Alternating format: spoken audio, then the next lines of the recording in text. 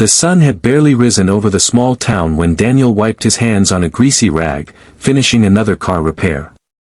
His fingers were cracked, his back sore, and his mind heavy with bills and worries. But when he looked up and saw Lily, his 6-year-old daughter, waiting outside the workshop, smiling with her lunchbox in hand, his heart softened. She was his reason for everything. Lily was quiet, shy, and small for her age. Other children at school often teased her for her worn-out shoes and second-hand clothes. Daniel couldn't afford much since his wife had left years ago, but he made sure Lily always went to bed with a full stomach and a heart filled with love. Every evening, when he came home from work, Lily would hum tunes softly while helping him clean. Daniel loved her singing. It reminded him of her mother's gentle voice before life had become so hard. He never thought much of it, but those melodies carried something pure, something divine. One day, Lily came home with tears in her eyes. "Daddy," she whispered, "the teacher wants me to sing at the school show." Daniel smiled proudly, but she hesitated. "The other kids, they told me it's just a joke. They want to laugh at me." Daniel froze. His heart ached, not for the cruelty of others, but for the fear in his daughter's eyes. He knelt beside her, held her small hands, and said softly, "Then let them laugh, sweetheart. You just sing for yourself. You sing like you do at home, for me." The next few days, Daniel worked late but made time to help Lily prepare. He found an old radio, tuned it to soft piano songs, and let her sing along. She had no training, no fancy lessons, just raw, innocent talent. Every note she sang made the small house feel alive again. When the day of the school event arrived, Daniel could barely afford the bus fare, but he walked miles to reach the auditorium. His clothes smelled faintly of oil and metal, his boots were worn, yet he carried his pride like a crown. Inside, parents filled the hall, polished, dressed in bright clothes. Daniel sat quietly in the back, avoiding stares. He didn't belong there, but his heart was where it needed to be. When Lily's name was called, a few giggles echoed from the audience. She walked slowly to the stage, her small hands trembling as she held the microphone. Her voice cracked at first, and a few students snickered. Daniel leaned forward, his hands gripping his knees, silently whispering, "You can do it, baby."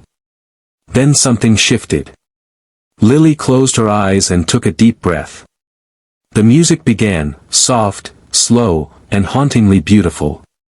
Her voice, fragile yet powerful, rose through the hall. Each note shimmered like sunlight on glass. The laughter died instantly. Teachers turned their heads. Students stared, their expressions frozen. Even the parents in the front rows leaned forward, mesmerized by the sound that filled the room. It wasn't just singing, it was her heart pouring out through every word, every breath. Pain, hope, and courage blended into something heavenly. Daniel's eyes blurred with tears. He had heard her sing 100 times at home, but this was different. It was like she was lifting every burden they ever carried and turning it into light. When the last note faded, there was silence. For a moment, no one moved. Then, as if waking from a dream, the entire room stood and applauded. The same kids who laughed now had "or" written on their faces. Lily looked out into the crowd and found her father's tearful smile. She ran into his arms the moment she left the stage. "Daddy, they didn't laugh," she whispered, still shaking. Daniel hugged her tightly. "No, baby. They finally heard you." Later that evening, a music teacher from another school approached Daniel. "Your daughter," she said, "has something rare. We have scholarships for gifted children. Please, let us help her develop her talent." Daniel couldn't speak for a moment. His throat tightened.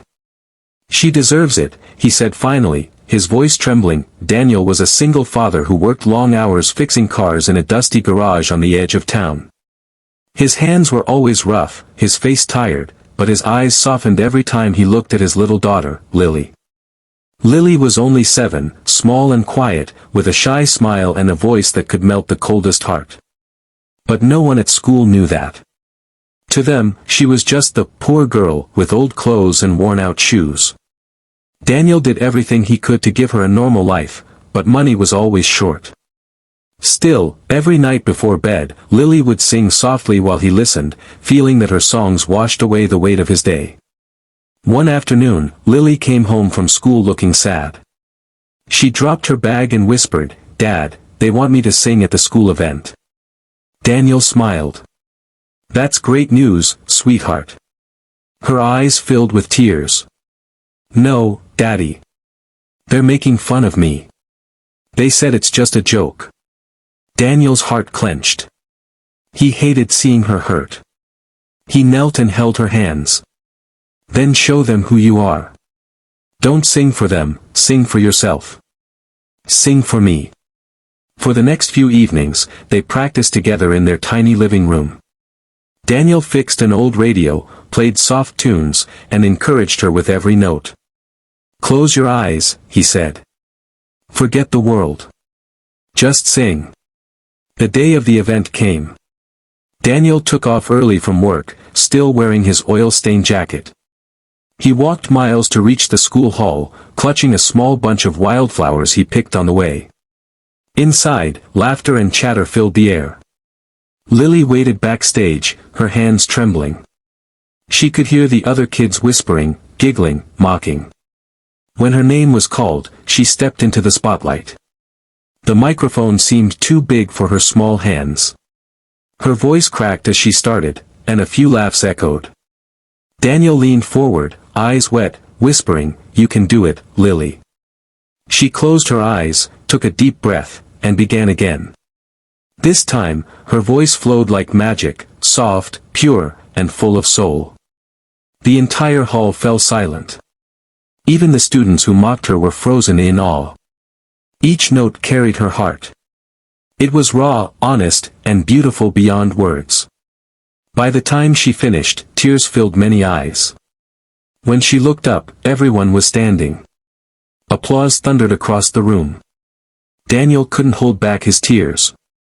He stood, clapping the loudest, pride glowing in every breath. Afterward, Lily ran to him. "Daddy, they didn't laugh." He hugged her tightly. "No, baby, they finally listened." And that night, as they walked home under the stars, Daniel realized something beautiful. Sometimes, even a joke can turn into a miracle when you believe in someone enough. From that day on, Lily's life began to change. She started lessons, performed at concerts, and even helped Daniel leave his repair shop job for something better. She became a symbol of hope, not just for herself but for every child who was ever laughed at. Years later, when Lily stood on a grand stage with thousands watching, she still looked for him in the crowd. And Daniel, now older and grayer, always smiled from the front row, tears in his eyes, heart full of pride. Because he knew the truth, he didn't just fix cars. He helped build a miracle. And all it took was one voice, one heart, and one father who refused to stop believing.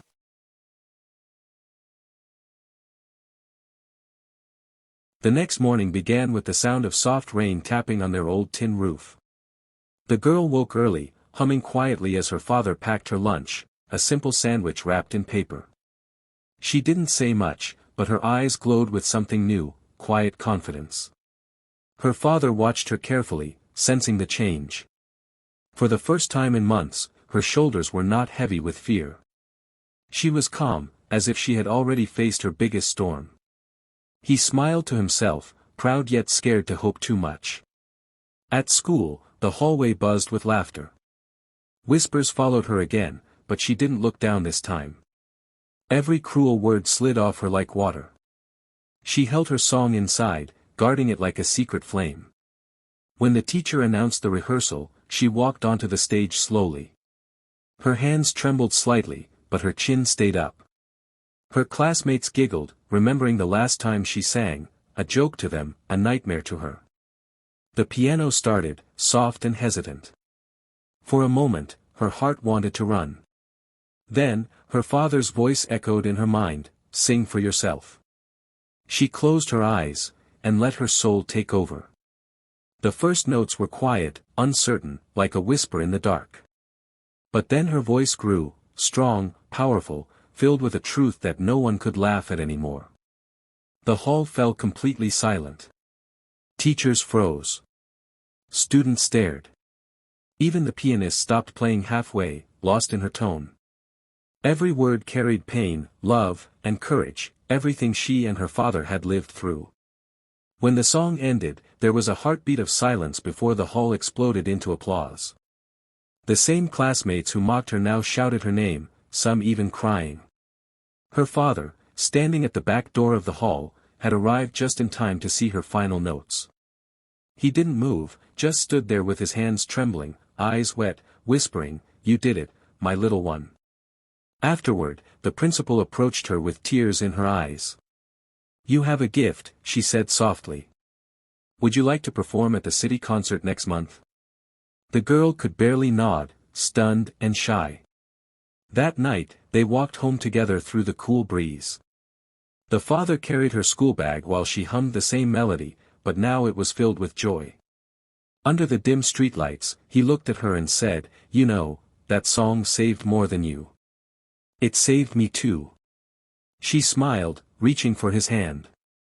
"Then we'll keep singing," she said, her small fingers curling into his rough palm. Their home still had broken walls and flickering lights, but that night, it felt like the brightest place in the world. The next few days were full of wonder. Neighbors began visiting, offering help, praising his daughter. Someone even brought an old guitar for her to practice. The father fixed it up, tuning the strings carefully. "Now the world will hear you," he said with a grin. She laughed, "No, Dad. The world will hear us." And so, every evening, the small house by the road echoed with music, a promise, a prayer, and proof that miracles sometimes come from the quietest voices.